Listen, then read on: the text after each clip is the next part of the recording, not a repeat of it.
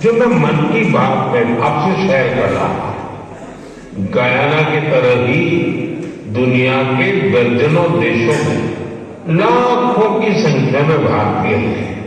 दशकों पहले की आपको ओमान में चल रहा एक एक्स्ट्रा ऑर्डिनरी प्रोजेक्ट भी बहुत दिलचस्प लगेगा। अनेकों भारतीय परिवार कई शताब्दियों से ओमान में रह रहे हैं। इनमें से ज्यादातर गुजरात के कच्छ से जाकर बसे। इन लोगों ने व्यापार के महत्वपूर्ण लिंक तैयार किए थे। आज भी उनके पास ओमानी नागरिकता है, लेकिन भारतीयता उनकी रग रग में बसी थी। ओमान में भारतीय दूतावास और नेशनल आर्काइव्स ऑफ इंडिया के सहयोग से एक टीम ने इन परिवारों की हिस्ट्री को प्रिजर्व करने का काम शुरू किया है। इस अभियान के तहत अब तो हजारों डॉक्यूमेंट जुटाए गए हैं। इनमें डायरी, अकाउंट बुक, लेटर्स और टेलीग्राम शामिल है। इनमें से कुछ दस्तावेज तो सब और ओमान के लोगों के साथ उनके संबंध कैसे आगे बढ़े, ये सब कुछ इन दस्तावेजों का हिस्सा है। ओरल हिस्ट्री प्रोजेक्ट ये भी इस मिशन का एक महत्वपूर्ण आधार है। इस मिशन में वहां के वरिष्ठ लोगों ने अपने अनुभव साझा किए। लोगों ने वहां अपने रहन सहन से जुड़ी बातों को विस्तार से बताया है। साथियों, ऐसा ही एक ओरल हिस्ट्री प्रोजेक्ट भारत में भी हो रहा है। इस प्रोजेक्ट के तहत इतिहास प्रेमी देश के विभाजन के कालखंड में पीड़ितों के अनुभवों का संग्रह कर रहे हैं।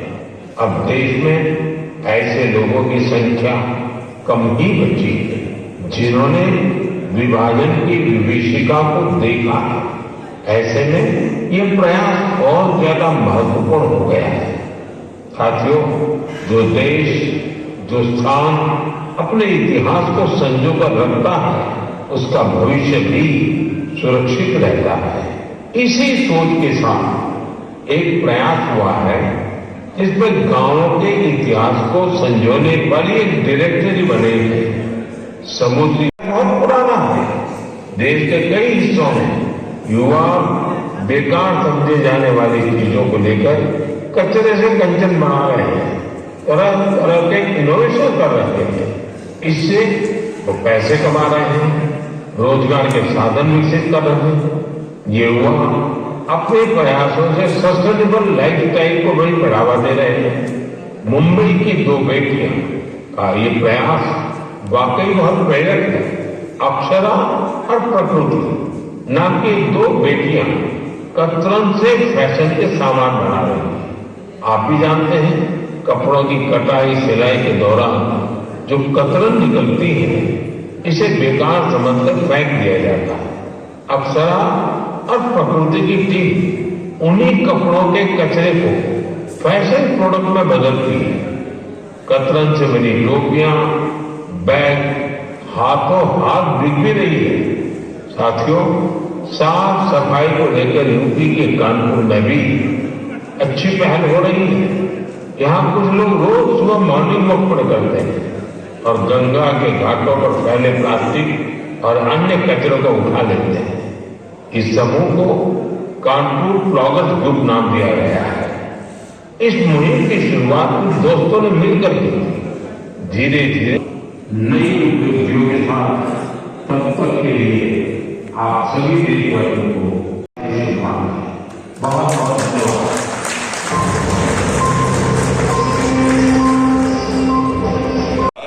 बदौलत चुनाव कामयाबी करने होया अपने जरा नेड़े दर्शन करिए, नमन करने का मौका।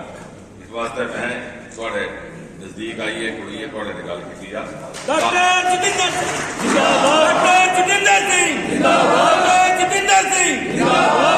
सारे को पहले साढ़े सारे इतने बैठे ने प्रियंका डोगरा और साढ़े गोपाल महाजन और नंदन बाबू साढ़े विज्ञान तकनीक जी आज सिंह जी सारे जाने पाते थे। सारे का पहले पार्टी की तरफा अपनी तरफा सारी जी टीम बैठी है इनकी तरफा पता धन्यवाद भी करना तो बधाई भी देनी।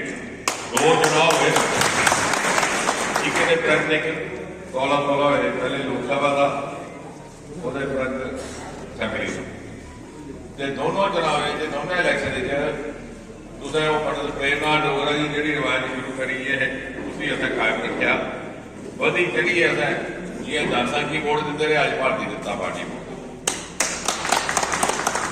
मैं समझदा कि हमेशा ये क्षेत्र जोड़ा है ये छड़ा जम्मू कश्मीर वास्ते नहीं सारे भारत वर्ष वास्ते प्रेरणा का स्रोत रहा है सदा बल्कि जिसले डॉक्टर साहब प्रसाद सुगर जी इतने आए हैं 1953 उस वेले भी जी उसके बाद जी जनसंघ का जोड़ा दिया हा उस दीप जोड़ा उसका दिया हा वही लौ भी इतों का प्रज्वलित हुई प्रजा परिषद की जी उसने एक संघर्ष चलाता अज असें उस रिवायत भी कायम रखी है असें अपने शीर्ष नेतृत्व की पार्टी नेतृत्व की एक बारी भी इस बारे सुनिश्चित किया आश्वस्त किया कि आप सदा भारतीय जनता पार्टी के कन्ने खड़ोते रहे और उनका और हर इलैक्शन के बाद आप उनका मान सम्मान शोभा होर बढ़ाने तत्परा प्रतिबद्ध।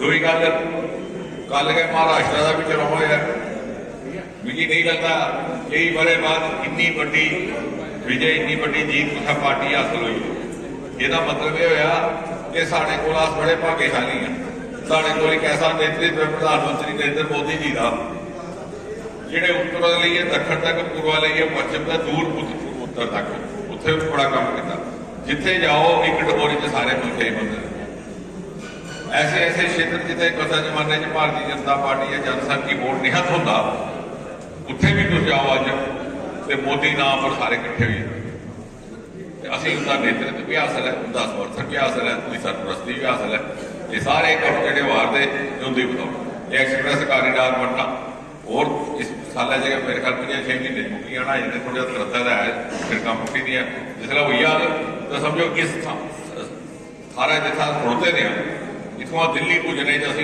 5-6 घंटे का याद नहीं लगता तो साढ़े जो जागते योग करनिया साढ़े नंदन है उन्हें फिराना होता है ये जागते बड़ले जाने शाम वेले वापस आई जाए तो बड़ले नहारी खाइए मौके भेजना रात रोटी खाने घर मिल जाए मैंने सोचा हा भी ये मुमकिन हो सके दिल्ली की आओ जाई इतनी आसान हुई आ ये भी मोदी की बदौलत हुआ वंदे भारत आई 2 चला के इतने मेरा नहीं ख्याल हो किसी जगह ये 3 हूँ शुरू हो जानी जिला श्रीनगर आ जा दिल्ली आ जानी श्रीनगर वंदे भारत जी दिल्ली आ श्रीनगर जानी छड़ी 10 घंटे दिल्ली आ श्रीनगर मतलब है भी तुस श्रीनगर पढ़ना है 8 बजे बैठे बौगे हो गड्डी तो शाम वेला 6 बजे तुम गाया पढ़ ये सारा पिछले 8-10 बने जो और इस वास्ते ये सदस्यता अभियान जोड़ा है भी साढ़ा उस कन्नै जुड़ता है और अज ये मौका आया पहले जी हम मनीष होर गाते पहले नहीं जाइए तो पर्चियां बंटिए सदस्यता बनानी पौंदी अज लोग गल करते हैं कि असें कोई सदस्य बनानी आवे अज तो साढ़ा काम इतना आसान इतना सरल हो साढ़ा यह कि हम साढ़े उपर है जो कार्यकर्ता उत्थे तक पुजने इस वेले हर आदमी हर व्यक्ति समाज का हर नागरिक मोदी जी की जी विकसित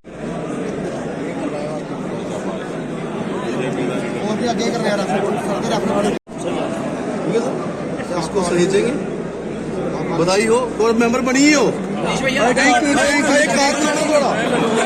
कार बनाना ये देखो आओ सी लो